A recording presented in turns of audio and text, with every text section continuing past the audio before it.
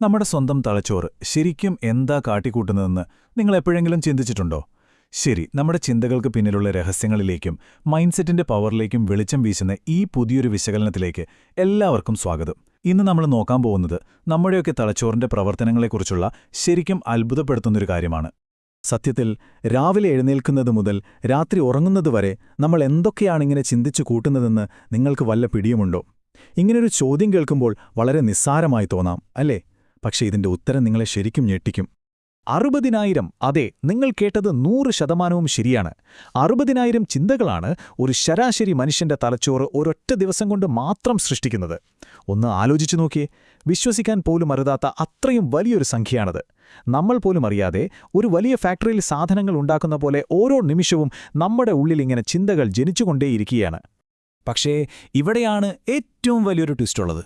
ഈ ഉണ്ടാകുന്ന 60,000 ചിന്തകളും നല്ലതാണോ എന്ന് ചോദിച്ചാൽ അല്ല എന്ന് തന്നെ പറയേണ്ടി വരും.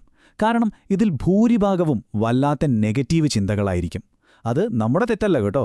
വരാൻ പോകുന്ന അപകടങ്ങളെ മുൻകൂട്ടി കണ്ട് നമ്മളെ സംരക്ഷിക്കാൻ വേണ്ടി നമ്മുടെ തലച്ചോറ് തന്നെ ഡീഫോൾട്ടായിട്ട് ഈ നെഗറ്റീവ് ട്രാക്കിലേക്ക് പോകുന്നതാണ്. അതൊരു യാഥാർത്ഥ്യമാണ്. അപ്പോൾ എന്താണ് ഇതിനൊരു സൊല്യൂഷൻ? ഈ നെഗറ്റീവ് ചിന്തകളുടെ ഒരു വലിയ കുത്തൊഴുക്കിനെതിരെ പിടിച്ചു നിൽക്കാൻ നമുക്കൊരു കിടിലൻ ഷീൽഡ് വേണം. അതാണ് നമ്മുടെ മൈൻഡ് സെറ്റ് അഥവാ മനോഭാവം. ഇതുകൊണ്ടാണ് നമ്മുടെ മൈൻഡ് സെറ്റ് ഇത്രത്തോളം ഇമ്പോർട്ടൻ്റ് ആകുന്നത്. ഈ നെഗറ്റീവ് ചിന്തകളിൽ നിന്നും നമ്മളെ രക്ഷിക്കാൻ പോകുന്ന ഏറ്റവും വലിയ ആയുധവും ഈ പറഞ്ഞ മൈൻഡ് സെറ്റ് തന്നെയാണ്. ഇനി നമ്മൾ എന്താ ചെയ്യേണ്ടത്? വളരെ സിമ്പിളാണ്. സ്വാഭാവികമായി വരുന്ന ഈ നെഗറ്റീവ് ചിന്തകളെ മറികടക്കാൻ നമ്മൾ ബോധപൂർവം തന്നെ പോസിറ്റീവായി ചിന്തിക്കാൻ ശ്രമിച്ചുകൊണ്ടേയിരിക്കണം. അതെ, വെറുതെ ഇരുന്നാൽ പോരാ. മനഃപൂർവ്വം നല്ല കാര്യങ്ങൾ ചിന്തിച്ച് നമ്മുടെ തലച്ചോറിനെ നമ്മൾ നിരന്തരം ട്രെയിൻ ചെയ്തെടുക്കണം. അതല്ലാതെ വേറെ കുറുക്കുവഴികളൊന്നുമില്ല. അപ്പോൾ കാര്യങ്ങളൊക്കെ മനസ്സിലായല്ലോ അല്ലേ? ഈ ചെറിയൊരു വിശകലനം ഇവിടെ വൈൻഡപ്പ് ചെയ്യുന്നതിന് മുമ്പ് ഞാൻ നിങ്ങളുടെ ഒരു കാര്യം ചോദിച്ചോട്ടെ.